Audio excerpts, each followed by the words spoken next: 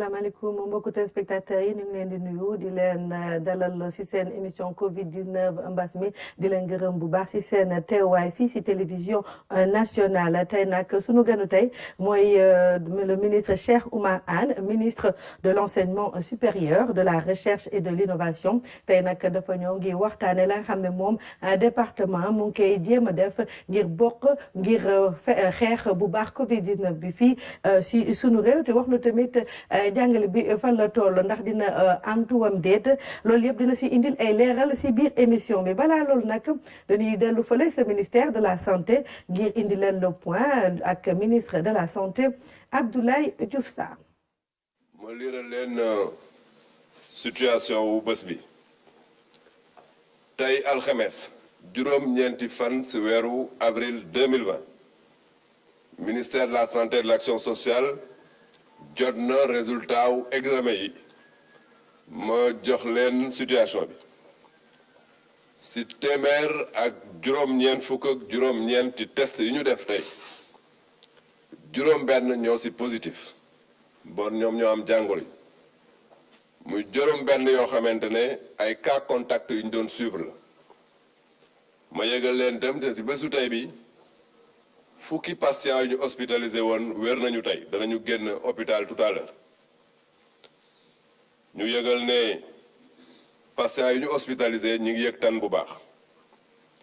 ci bésu tey bi ba mu commencé ak léegi ñaar téeméer ak juróom fukki cas la ñu déclaré fii ci Sénégal ci ñaar téeméer ak juróom fukk yooyu téeméer ak ñaar fukk ak ñett wér nañ ci ñaar décédé ci kenn la ñu évacué bon ak téeméer ak ñaar fukk ak ñeent ñoo nekk suñu hôpitaux yi ñu leen di faj ñu seetlu ne fan yi passé am na ay cas yu ñuy wax transmission communautaire yu fi feeñ bu baax ci kaw loolu ñu ngi demander population sénégalaise yi ñu respecter bu baax lépp luy mesure prévention collective yu leen demander. waaw monsieur le ministre ñoo ko déggandoo tey ministre de la santé nee na tey dafa mel ni nu am te si plus de 100 tests yoo xam ne jot nañ ko fi def muy xëy na yaakaar ba xam ne mën nañ wax ne que ñu ngi jéem a daan corona bi mais foog encore ñu continuer di si liggéey yow lan moo si sa xalaat. jërëjëf Ramata ma nuyu téléspectateurs yi di wax ne li ministre bi génne tey li muy wane mooy. Ministère de la santé ak ñoñam ak Sénégal taxawaay bi ñu taxaw ba léegi am na mu ngi jur lu baax ci xeex bi ñuy def ak contre virus bi Covid 19. Maintenant li mu génne tey limu benn fan la li ñuy gis mooy ne limu benn fan dafay fluctuer mais wax na fi tamit ay données yu am importance parce que wax na ñaata cas la ñu amagum ci weer. ak ay fan wane na am na mu ngi feebar baa ngi fi ba léegi am na nuñ ko téye ak matuwaay yi jël yi nga xam ne lu muy jur mais ci li muy fi muy terminé bi muy jeexal dafa wax sénégalais yi nañu bàyyi xel ci taxawaay bi ñu war a continuer tabaxaw parce que cas communautaire yi li muy jur du lu ñuy yéene ci réew mi te loolu ñun ñi war nañ ci bàyyi xel. Maintenant li ma ciy jàngat di ko ci wax mooy moom buy wax ministre de la santé comme mooy taxaw wax ak sénégalais yi te ba mu balaa muy wax day gis ak ay ñoñom ay professeur de médecine ak ñi nga xam ne dañoo mën liggéey bi ñuy liggéey xam ko bu génnee li mu wax dañuy ñaan sénégalais yi ñu bàyyi xel ci loolu bu ñu déglu rek ci ñaata cas la ñu am lii la ñu am mais souvent day woote ne leen bàyyi leen xel ci lii taxawaay bi nii la war a demee loolu lu ñu war a jàppale ci message bi muy joxe ma ci sant ministère de la santé équipe bi mais di sant ak wane taxawaayu général bi nga xam ne moo jiite xeex bi muy soññ ñëpp ci taxawaay bu dëgër wan ne Sénégal dafa war a taxaw loolu laa ci jàngat bu njëkk bi ma am ci li ñu wax tey. jërëjëf monsieur le ministre justement yaa ngi wax ne ñëpp dañu war a taxaw ngir bokk ci xeex Covid 19 bi dañuy wane léegi benn reportage ba nga xam ne Abdoulaye Sinkare moo ñu ko defaloon foofu sa Ziguinchor ngir wane ne que tamit étudiants yi soobu nañ bu baax ci Covid 19 bi ñoom à leur manière ñu seetaan léegi reportage Abdoulaye Sinkare. Université Assane Seck mu ngi dugal loxoom ci xeex bi ñuy xeex Covid-19 tey lu tolloog fukki doctorant ci chimie ñi ngi defar ay solutions hydroalcooliques. Organisation mondiale de la santé moo wane naka lañ ko mën a defaree en masse pour les populations ñeenti mbir ñu ciy jëfandikoo lu mel ni éthanol lu mel ni eau oxygénée lu mel ni glycérol ak eau distillée wala ndox ba nga xam ne duñ ko baxal ba mu tàng. taxawaay bi université mu ngi ko boole ci service à la communauté maanaam njëriñ bi ñu war a amal askan wi li ñu bëgg mooy defar lu tolloog 2,000 flacon su leen ko moyens mayee ñu dem ba 5,000. incha allah suñu poche maye dinañ def ba jusqu'à 5,000 litres suñ ko mënee def pour que vraiment ñëpp mun si am quoi. ça dépend ñun am nañu tout ce qu'il faut comme main d'œuvre nos doctorants yi ñu ngi fii sont mobilisés maintenant suñu amee les moyens pour jënd produit Dakar indi ko jënd flacon yi incha allah dinañ defar pour ñëpp incha allah. fu mu toll nii gel yi nekk ci marché bi bari na waaye li chimiste yi di def mooy wane ni du yëpp ñoo jaar yoon. dégg nañ léegi ku nekk mi ngi defar gel ñun nag moo tax li ngeen ñëw fi dafa baax parce que gis ngeen ni ñu koy defaree avec tout ce qui est attention sécurité et tout si laboratoire ni koy xale yi di defaree pour wane ne du ku nekk moom moo war a mun a defar gel chimiste moo war a mun a defar gel parce que chimiste moo ko jàng. Université Assane Seck lu mu bëgg mooy am benn loowu gel boo xam ni da koy jàppale comité régional de lutte contre le Covid-19. waaw monsieur le ministre ñoo ko gisandoo waa étudiant université Assane Seck ñoom ñu ngi defar gel waaye dafa mel ni du étudiant université boobu rek ñoo si taxaw de. waaw jërëjëf xam nga ci élément bi ngeen wane man li ma ci jàngat mooy université yi tey taxaw nañu ci wetu askanu Sénégal ci fànn bi nga xam ne foofu lañ leen war a xaare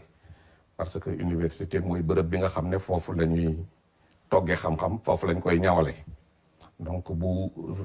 askan amee université publique di ci investir dina am ay période yu nga xam ne tout le temps sax dañoo war a université dañoo war a wane seen taxawaay mais bu fekkee ne tey dañoo nekk ci gàllankoor bu toll nii université yi muy ay doctorant ñi nga xam ne seen xel nàcc na ci li ñuy def ñu taxaw di ne dañuy jàppal ci liggéey bi ak seeni moyens yi ñu am di laaj nañ leen jox tamit moyen pour ñu defar li nga xam ne dina am njëriñ lool ci xeex bi loolu dañ ciy kontaan. am na université ñoom ñu ngi ciy taxaw université bu Dakar tamit ci faculté bu sciences et techniques département de chimie ñoom it ñu ngi defar ak seeni doctorants ak seeni étudiants école polytechnique supérieure école supérieure polytechnique bu Dakar ñoom ñu ngi ci taxaw ci taxawaay bu bu dëgër parce que ñoom tey egg nañu ci capacité defar 1500 litres. 1500 litres de solution hydroalcoolique bu nga xam ne dafa mooy lii ma wane nii ci bouteille bii ma wane nii ñoom ñoo koy defar ci li ci am importance fii mooy ñoom wane nañu ne affaire bi xam-xam la xam-xam bi mooy ministère organisation mondiale de la santé dafa wax naka la ñuy defaree solution hydroalcoolique dafa ne lan moom lañ ciy dugal yan produit alcool glycérine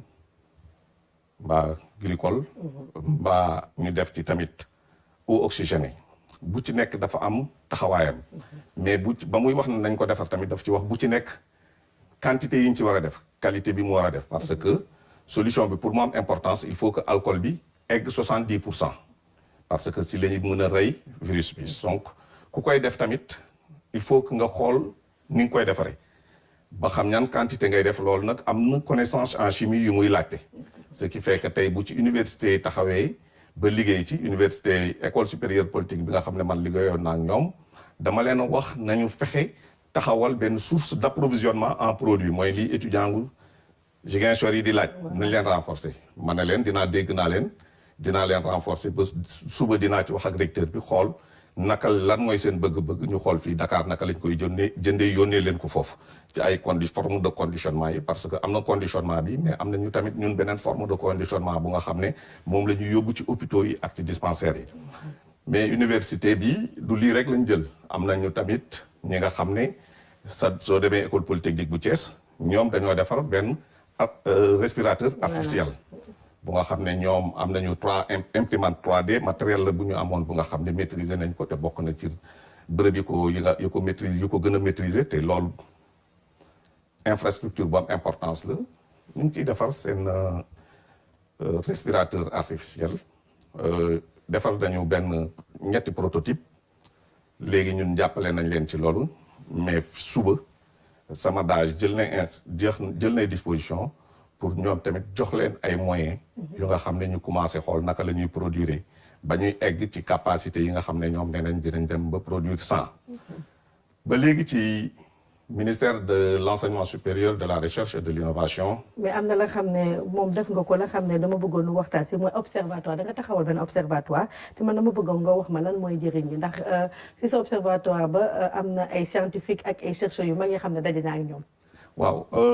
taxawal observatoire bi loolu man ak ministère de la santé ministre de la santé Abdoulaye Diouf Sarr. ma koy nuyu ñoo ci waxtaan jàpp ko ne dañ koy defar parce que observatoire bi mooy.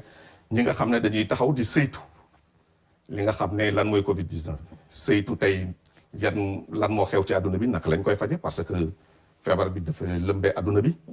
xool nan lañ koy faje ci yeneen dëkk yi nga xam ne ñoo ñëpp doole. yan problème la ñuy am naka lañ koy régler tey science bi ban orientation la jëm naka la ñuy faje yooyu yëpp mu koy saytu mais ci feebar bi gis nañ ne faj bi ci hôpital bi am na importance mais li ëpp importance mooy. taxawaayu nit ñi ci biir réew te taxawaay boobu nag mooy prévention bi ñuy def prévention nag mooy joxe information te xam nga ni feebar bi ni mu demee mun naa am doon nañu tasante grippe def yo mais ni mu mel dafa tax ne tey nit ñi il faut ñu expliquer leen li leen laaj nañ ko tax donc ñoom observatoire bi ñu ngi xool information bu am naka lañ koy defee ba mu mën a nekk information bu nga xam ne bu fekkee dafa jëm ci population yi ñu wàcce ko ba mu egg ci population yi. bu fekkee dafa jëm ci autorités yi mu ñu jégal ko ba mu def ci autorité te ci yooyu. am nay notes yu nga xam ne ñu ngi koy jox. yu nga xam ne buñ ko jotee ñu transféré ko ñoom seen biir parce que ay professeurs yëpp a ci nekk. mais observatoire bi tamit day xool naka fan lañ jëm. d'accord xeex mais bu ñu xeexee ba pare naka la ñuy génne. même tey ci xeex bi nan la ñu war a taxawale suñu économie yan secteur la ñu war a renforcer. et suba bu ñu génnee parce que adduna bi ñëpp jàpp nañ ne suba bu ñu génnee ci li rapport yi day changer ci adduna bi. ñun nan lañ ci jëmee. parce que li ci am importance te man ñoom li ñu ma wax tey ba ma ci ñi ma ci liggéey ak ñoom mooy atu bi Sénégal ëpp am ci xeex bi mooy tey dañoo taxaw organisation bu nga xam ne. dañoo am ku koy jiite ku nga xam ne nit ñi am nañ ko confiance yi moom muy le président de la république. di déglu ñëpp mais ba pare fépp lu nga xam ne war nañ fa def dara. mu taxaw fa moom joxe ay ordre nañ ko def. ce qui fait que tey Sénégal bokk na ci réew yi nga xam ne ci fagaru bi bokk nañ ñu ci gën a fagaru. ñu wane loolu nag leadership boobu nga xam ne président am na ko ci réew mi am ko ci Afrique am ko ci monde bi loolu dañ ñu ngi réfléchir ñoom bu ñu paree ci lii tamit naka la ñuy fexe ba sénégalais yi jàng ci. lan lay taxawaay di jur pour que ñu taxawoo ko sunu réew mu jëm kanam yooyu tamit yëpp bokk na ci critères yi nga xam ne économistes yi ingénieurs yeeg sociologues yeeg ñoom ñëpp ñu ngi ciy liggéey di wax loolu mooy liggéeyu observatoire bi ci tënk. lu am solo la ñu bëggoon nga wax nu beneen sa taxawaay tamit parce que année universitaire bi xam nga ñu ngi waroon reprendre le 6 léegi ñu naan le 4 mai la ñuy reprendre ndax yaakaar nañ ne école bi dina mën a université bi dina mën a continuer. waaw décision bi ñu jël mooy le 4 dañuy démarrer waat cours yi. démarrer waat cours yi mooy amul problème bu ñu démarrer le 4. ba tey même bu fekkee ne université am na ay règlement yu ñuy war a def parce que am nañu 3 à 4 semaines yu ñu war a récupérer bu boobaa pour yenn université am na yi nga xam ne 5 semaines la ñuy récupérer mais bu ñu nee dañuy démarrer man damaa waxtaan ak ñoom ba xam ne ni bu ñu démarrer waatee le 4 mai réorganisation lay am. Très bien. maintenant. bu fekkee mën na yokk parce que ñëpp jàpp nañ ne mën na yokk ñu ngi ñaan mu yem foofu mais tamit dañuy prévoir bu mu nee yokk il faut ñu xool naka la ñuy sauver année bi parce que gouvernement bi li mu jàpp mooy nañu sauver année bi ak lu mu mënti doon nañu sauver année bi bu fekkee ci critères yi nga xam ne am nañu critères yi nga xam ne dañuy jox qualité loolu ma koy dëgëral ce qui fait que après le 4 am na bu ñu ubbiwul il faut que ñu réorganisation bu nga xam ne day am dimension nationale. il faut ñu waxaat jéem a seet li étudiants yi di jote waat cours yeeg yooyu. waaw léegi ñun teg démb dajale na recteur yeeg. directeur structure universitaire u Sénégal yëpp yu public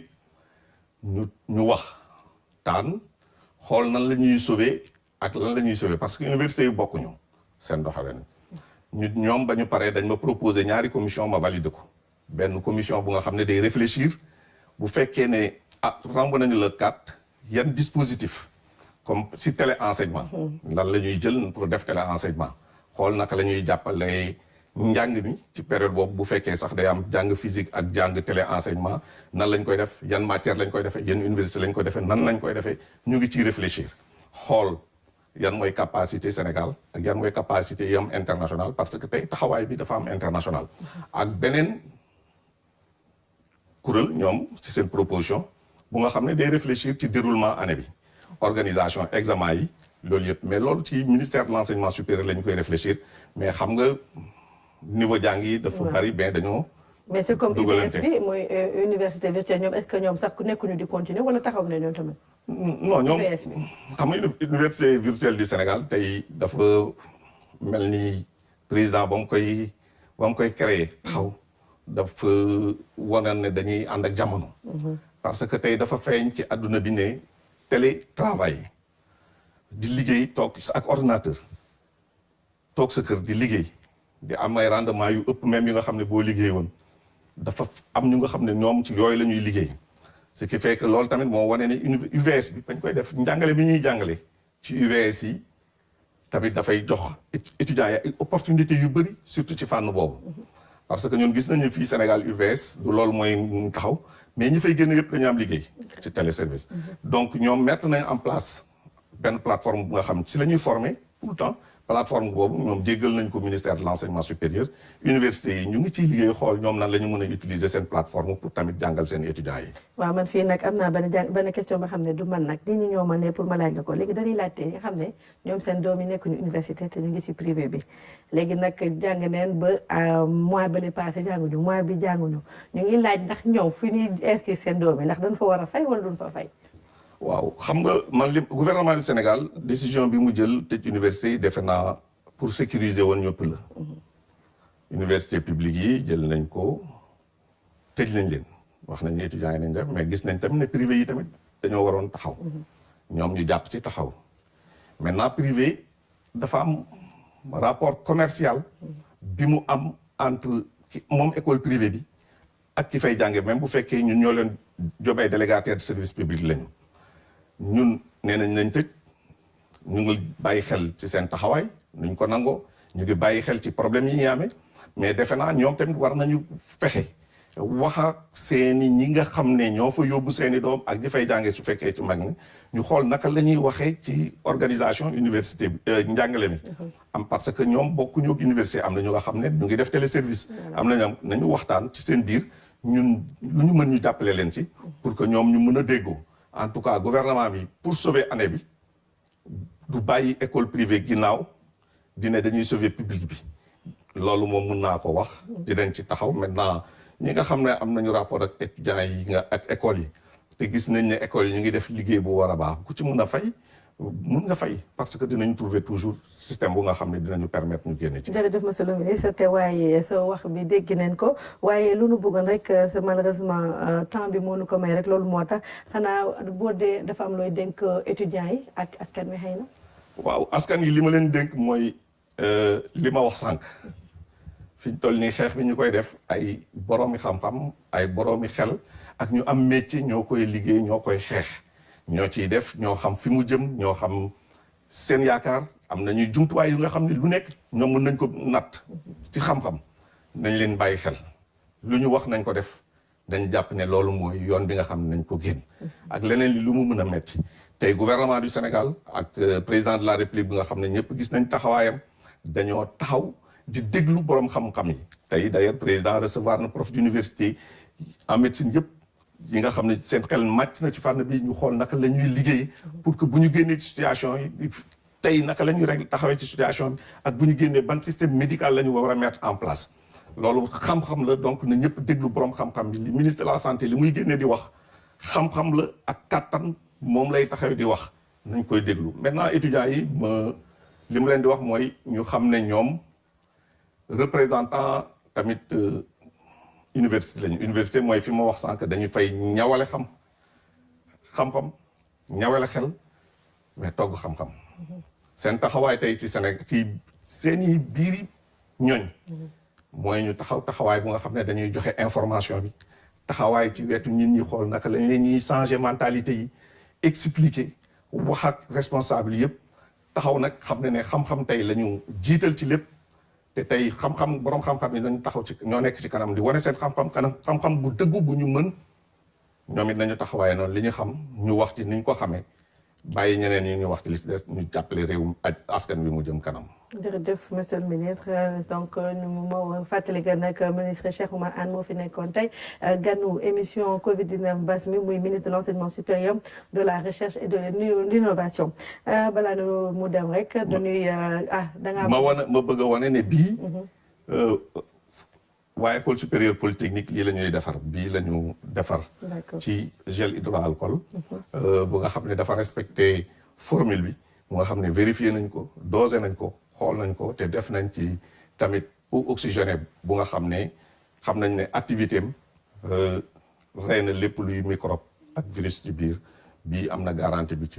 ci nekk te ci ginnaaw bind nañu lan lañ koy utiliser. kon nag wane na nekk xam-xam bi ñu leen jox foofu si université bi mat na sëkk nu dem fële sa allo diaspora boobu nag dañuy dem fekki suñu mbokk Oumou Kalsoum Sall fële si chapiteau bi ngir mu indi nu xibaaru yaa xam ne moom la ñuy jëlee bitim réew Oumou Kalsoum Sall na nga def. Ramata maa ngi lay nuyu di nuyu suñu mbokku téléspectateurs yëpp. waaw Oumou Kalsoum Sall tey foo nu demal ak loo nu indil. waaw tey nag ci suñu rubrique allo diaspora dañuy dem ba ca Arabie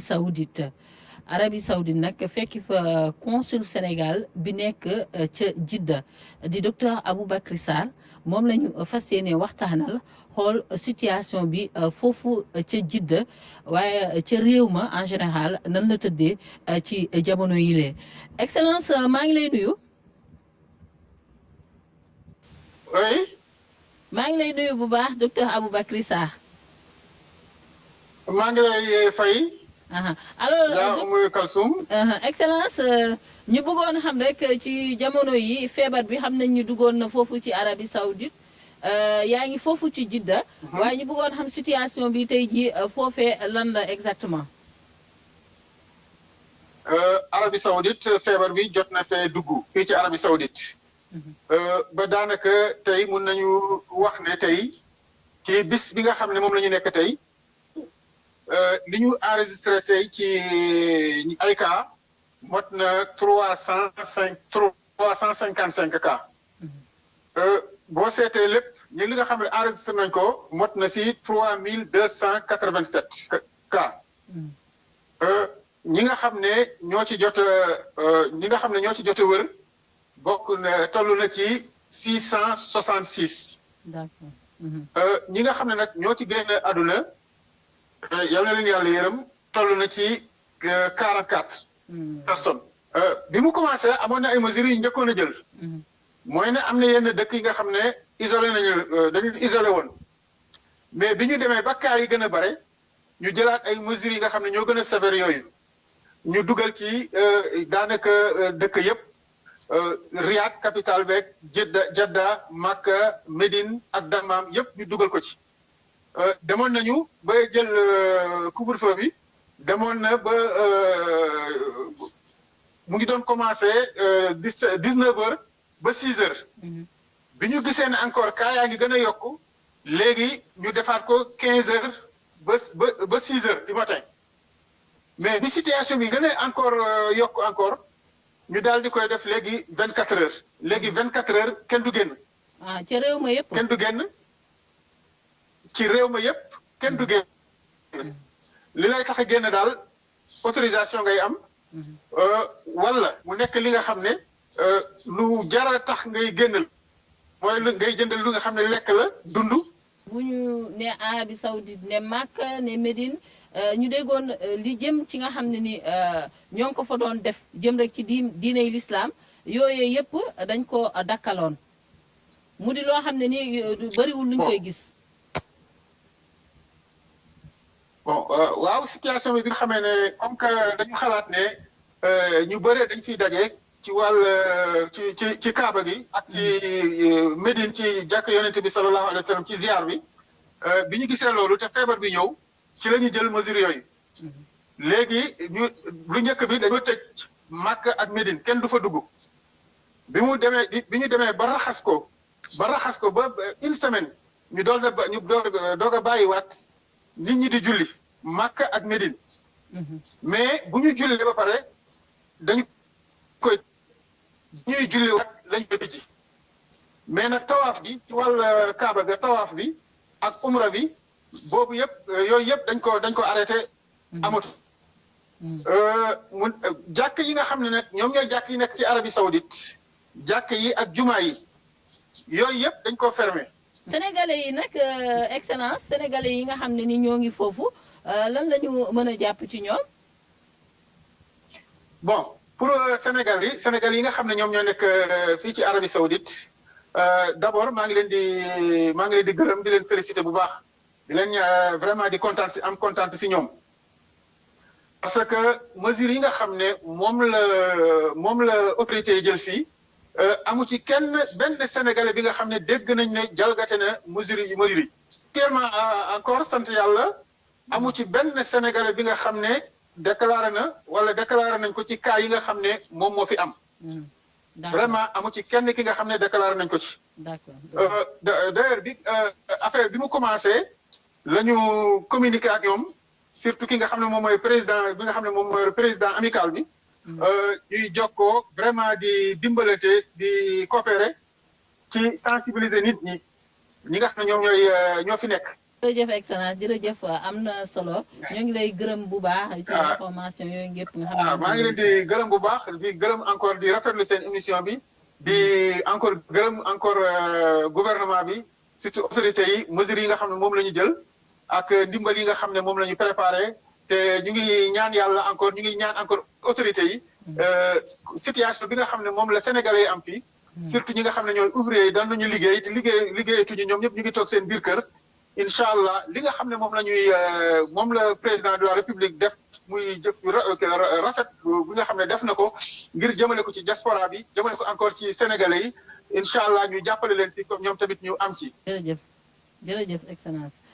Voilà Ramata mu nekkoon docteur Aboubacry Sarr moom nag mooy consul général Sénégal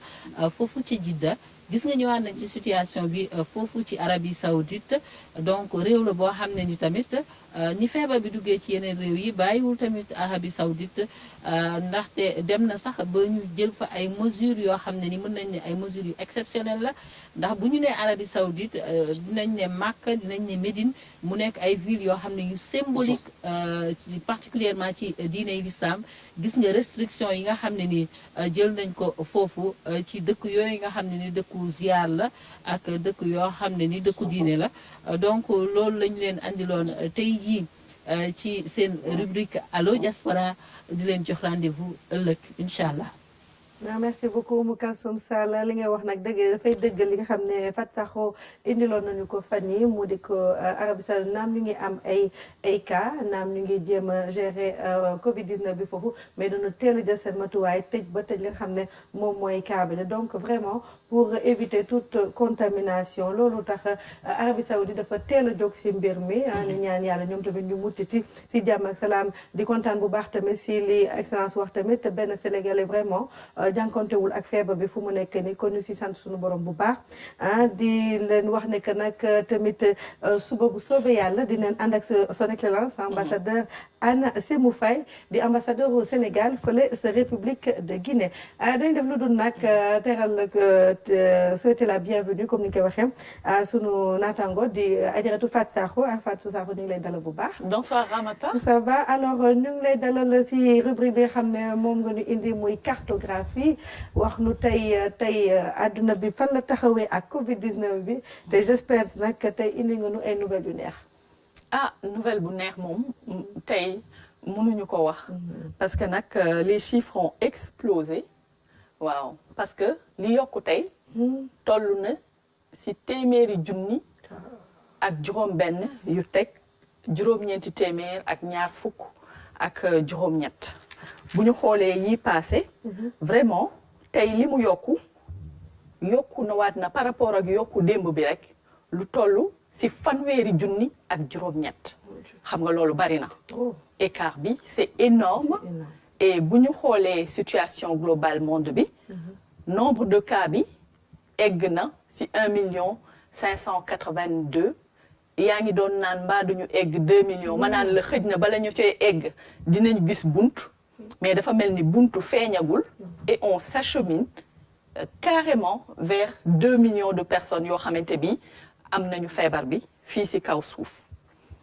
décès yi mi ngi nii 100 000 yi léegi ñu àgg ci foog naa ëllëg rek ñu dem ci 100 000 parce que ñu ngi ci 94 567 muy juróom-ñeent fukki junni ak juróom-ñett yoo xamante bi tegal na juróomi téeméer ak juróom-benn fukk ak juróom-ñaar kon mbir mi doy na waar tey moom ni mu jéggee dayo dafa ëpp sax mais nag foog nañ ne situation États-Unis tey dafa explosé voilà mi ngi nii 100 nouveaux cas yi ma lay wax sànq téeméeri junni ak juróom-benn États-Unis bu ñu xoolee situation par pays bi plus de 40 000 tey la am donc il a doublé carrément li mu amoon démb plus de 40 000 bindu ñu lépp sax parce que nag am na yoo xam ne parfois da nga naan xel mënu koo nangu donc les États-Unis sont à 452 cas aujourd'hui donc bari na décès yi dépassé na tey ci bésu tey bi rek 2000 muy ñaari junni donc bëri na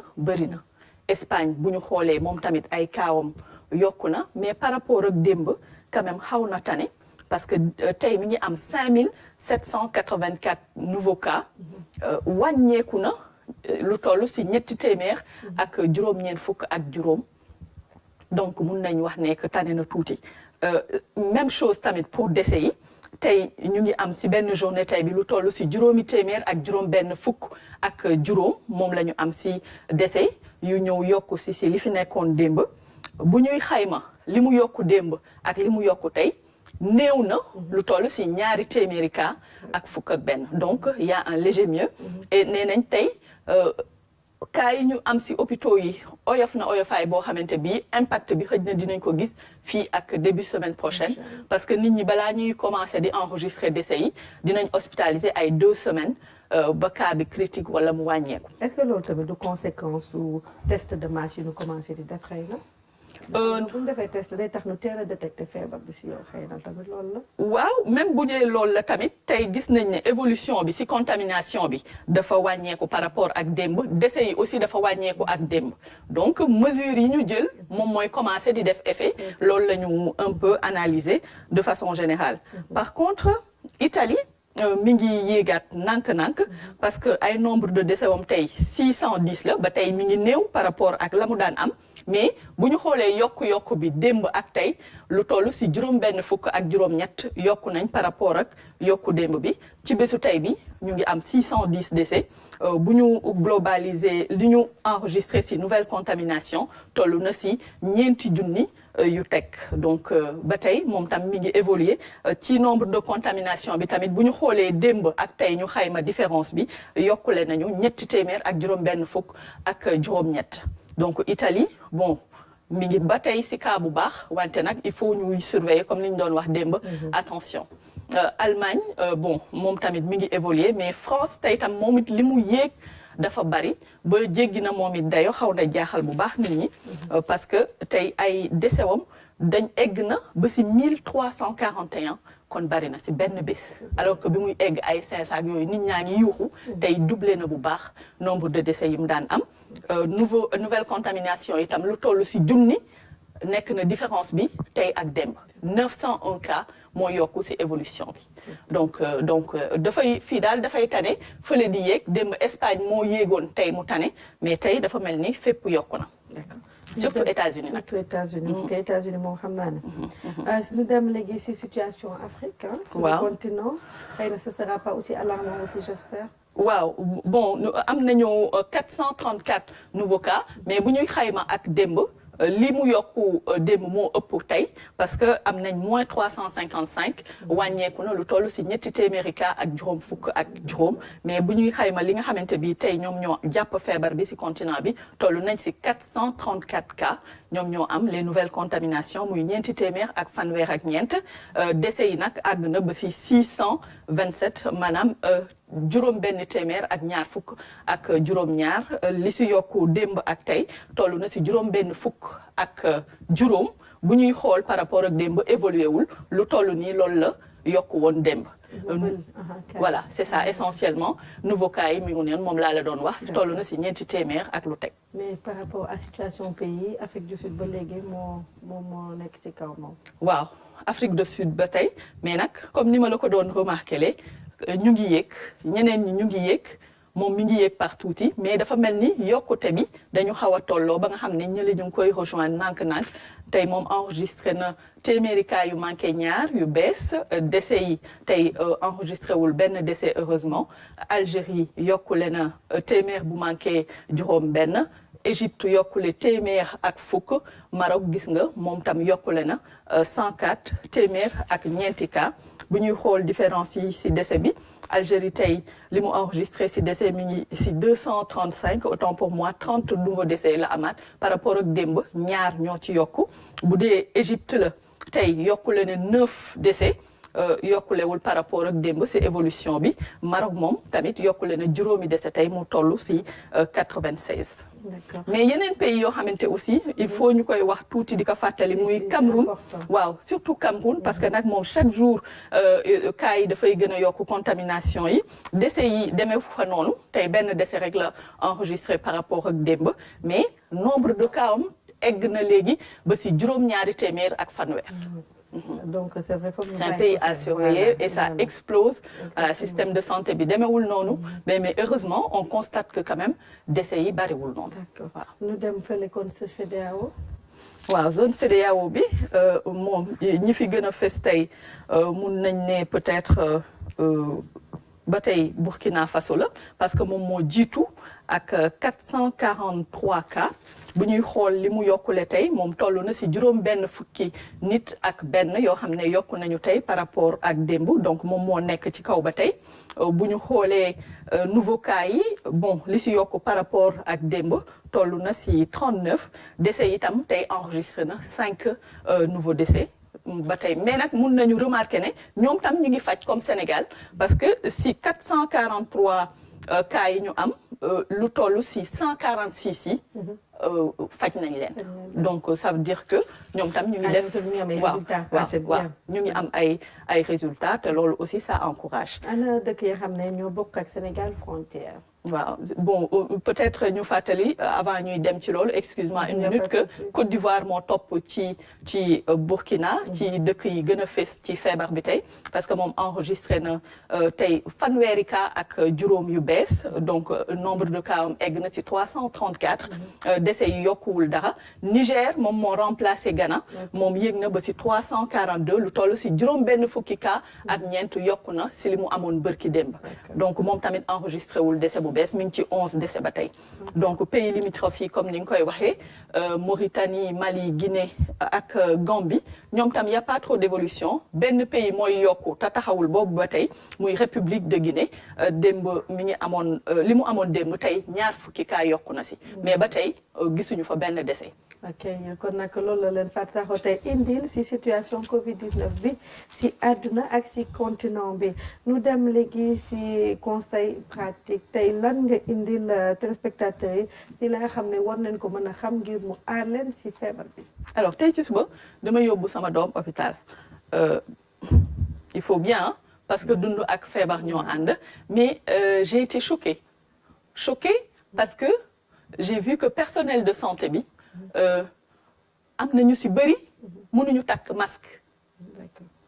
mooy masque bi nga xamante bi moom la ñuy faral di utiliser solo bu ñu mayee image yi vous allez voir voilà il faut savoir porter un masque parce que sinon jëye la lay indil au lieu kon mu aar la daf lay daal di indil beneen jëye démb professeur bi nga invité mi ngi koy wax fii Farika parce que masque bi bu dee pour aar la mais bu dee ni nga koy porté wee dëppoowul ak li ñu santaane da ngay am problème gis nga fii ci image yi ñu ngi wone ñaari élastique yi la pour lonk si ñaari nopp yi si ginnaaw bu dee façon bii nga am na beneen façon boo xamante bi si ginnaaw lay jaar mais li am solo stoppel ma image bi fii si vous permettez lii moo am solo mooy weñ bi nga xam ne mooy nekk fii si bakkan bi man gis naa façon bu ne tey nit takk ko am nañu def suufu bakkan am nañu def fii mais attends tu te dis mais ñii mënuñu même ci biir ñi nga xam ne ñooy faj lii nga xam ne mooy weñ bi mooy ajusté moom boo ko takkee da nga koy bës ci bakkan bi pour mu jël forme bi parce que sinon fii ay pax lay doon ci kaw te dootu la amalati njëriñ donc il faut savoir porter un masque que ce soit partout gis naa ay forces de l'ordre ku nekk boo rombee mënul takk masque bi boo defee sa élastique ba pare boo takkee ba mu yéeg si sa kaw bakkan lii ci kaw da nga koy bës mu ne si nepp daal di jël sa forme bakkan daal di la aar ci li nga xamante bi mooy kii ba pare nga xëcc ko nag mu ñëw ba si suufu sikkim bi nga xamante bi gémmiñ géeg bakkan bi yëpp dina ko boo amee ay lunettes soo ko cee teg wante takki lunette def ko nii lii yëpp fu yëf yi war a jaar daf fay ñëw donc il faut savoir porter un masque il y a plein de vidéos comme ça sur le net ku mënul takk masque parce que masque yi bëri na ay façon bi nga xam ne moom ngay jënd il faut nga xam nan lañ koy takkee pour mu mun la aar. te yokk si li professeur waxoon tamit moytu di ko laal toujours ak sa loxo. alors li nga fi indi am na solo trop et je pense que nit ñi dinañ si bàyyi xel. ñu dem léegi si Coronews tey Coronews fan nga dem ak loolu fa indi. alors Coronews yow yaa ma ko laaj démb moo tax foofu la ñu dem tey parce que bërki démb bi ñuy def le focus sur les États-Unis dañ ne woon que seen ay néew moo leen jaaxal donc ba tey amaguñu solution tey benn image bu choquante la ñu fekk foofu à New York est-ce que bi image la solo je ne sais pas trop mais daal néew yi ba léegi xamaguñu fu ñu koy def dañ ne si ñaari junni décès yi ñu am rien que New York enregistré na lu mot juróom-ñaari téeméer presque yuy jot juróom fukk donc tey néew yi sonal na leen lu ñu mujjee ay camion frigorifique la ñuy jël di leen riime mu doy lu doy waar ñëpp choqué donc ils ont fait passer des vidéos sur le net vraiment tey États-Unis ñëpp a jaaxle ba léegi nag problème mu néew mooy seen problème am na yeneen dëkk aussi yoo xamante bi même problème la ñu jànkonteel ñoo xam ne ñoom seeni néew si mbedd mi sax lañ koy sànni moo lay won dayo feebar bi tey fan la toll si àdduna bi donc là vraiment il y a de quoi prendre ces mesures ba ñun ñi foofu fi ñu toll ñun ñu bañ fa àgg voilà boobu mooy Coronews bu njëkk bi image yi ma la doon wax mi ngi noonu ñu gaare camion frigorifique bi di jël benn genre am yooyu ñuy peele di si def yëf yi di dugal doy na yaram torop parce que nag xëy na bu doon temps normal dinañ la jullee comme il faut dugal la si église mbala si juma mais tey jii nit ñi egg na foo xamante bi kenn talatul dara. non talatul dara lu dul xëy na ñu feebar nag di jéem a ñaan yàlla ñu jéem leen sauver xam naa loolu moo leen gën a yitteel mais c'est vrai que ñoo tax ñu ngi jéemul solution xam naa pour may leen ñu mën leen denc si anam ñu mu gën a rafetee. ñu dem léegi si OMS organisation mondiale de la santé mooy kuréel bi nga xam ne moo ëmb lépp li nga xam ne mooy wér-gu-yaram si àdduna gi tey loolu si indi. waaw tey OMS dafa ne les antibiotiques sont-ils efficaces pour prévenir ou traiter la Covid-19 am na ñu ma ne Sénégal tous les documents le Covid-19 la ñuy wax effectivement ñu bëri mais OMS moom ci document yi may ubbi yëpp la Covid-19 la ñuy wax donc moo tax on respecte ñoom li ñu wax rek le Covid-19 d'accord dafa neex a dégg kon voilà léegi nag mu ne déedéet antibiotique du agir si virus te moom infection ay bactéries lay faj bactéries ak virus dafa uute médecins yi xam naa ñoo gën a xereñ pour gën ko mun a tekki wante virus doon na doomu jàngoro bu ës boo xamante bi en général ñu ne kii du ko mun a faj antibiotique loolu la wax mu ne Covid bi nag comme virus moo ko joxe antibiotique yi du ci efficace waaw parce que parfois nga gis ku ne damay naan lii di lii chaque jour dinaa jël lii comme ça affaire bi du ma dugg mais munul prévenir comme munul faj li nga xamante bi moom mooy virus bi munul si moom dara donc antibiotique yooyu kenn waru ko di ko jëfandikoo pour di def prévention wala traitement wu Covid-19. exactement parce que nii dañu war a xam ne antibiotique pour virus. virus moom leneen moo comme on dit dafa am période d'incubation ba xam ne il faut nga toog bàyyi ko après bu jeexee sa yaram nga xam ne tane nga wér nga mais sinon antibiotique moom munul dara si bactérie lay faj voilà c'est ça exactement merci beaucoup Adjaratou Fatou Sakho ñu ngi lay gërëm di la sant bu baax si nouvelle yi xam ne indi nga nu ko tey foog naa ne leer na tey si boppu sénégalais yi si li nga indi tey di leen gërëm yéen tamit di leen sant bu baax si seen émission Covid-19 mbas mi tey nag duñ def benn clin d'œil bu ndoy Pape Madi Diop ñu ngi lay nuyu di la sant bu baax si jàpp bi nga jàpp émission bi di gërëm tamit équipe bi nga xam ne ñoo ñuy jàppale bés bu nekk ngir ñu mën a teew fii présenté leen Covid 19 mbas mi ñu ne ni ñaanal guddeeg jàmm.